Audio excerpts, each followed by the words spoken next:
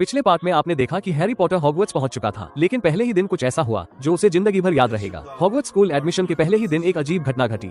Teacher ने बताया कि कक्षा का विभाजन एक टोपी से होगा। जब हैरी के सिर पर टोपी रखी गई तो उसने बोलना शुरू कर दिया। हैरी मन ही मन सोच रहा था और टोपी उसकी सोच को सुन रही थी। फिर अचानक टोपी ने फैसला सुनाया कि हैरी को ग्रिफिंडर हाउस शिफ्ट कर दिया जाए और वही हैरी के दोस्त थे। ये सुनकर हैरी खुश हो गया। इसके बाद प्रिंसिपल ने घोषणा की और एडमिशन डिनर शुरू हुआ। सभी छात्र अपने सामने रखे स्वादिष्ट खाने का मजा लेने लगे। खाने के बाद हॉस्टल के कमरे बांटे गए, लेकिन हैरी और रॉन को यह नहीं पता था कि यहाँ की सीढ़ियाँ खुद हिल सकती है। गाइड के साथ चलते चलते वे एक बड़ी पेंटिंग के सामने पहुंचे। तभी रास्ते में किसी ने बोलना शुरू कर दिया। गाइड ने जवाब दिया और पेंटिंग के पीछे का रास्ता खुल गया। रात में हैरी अगले दिन के जादुई अनुभव के बारे में सोच रहा था, लेकिन उसने नहीं सोचा था कि पहले ही दिन वो रास्ता भटक जाएगा। रॉन खुश था कि टीचर वहाँ नहीं था, लेकिन तभी मेज पर बैठी बिल्ली अचानक प्रोफेसर मैकगोनागल में बदल गई। सौभाग्य से उन्होंने सिर्फ डांटा और जाने दिया। जब जादू के पाठ का समय आया तो हैरी को लगा कि उसे खास तौर पर देखा जा रहा है। प्रोफेसर स्नैप ने देखा कि हैरी ध्यान नहीं दे रहा था। उन्होंने हैरी से एक सवाल पूछा, लेकिन वो जवाब नहीं दे सका। स्नैप ने उसे इतनी आसानी से नहीं छोड़ा, बल्कि और सवाल पूछे, लेकिन उन्होंने उस छात्र को नजरअंदाज कर दिया जो सही जवाब जानता था। इससे हैरी को लगा कि स्नैप उसे जानबूझकर निशाना बना रहे हैं। आगे क्या होगा? क्या हैरी को प्रोफेसर स्नैप से और परेशानियां झेलनी पड़ेंगी?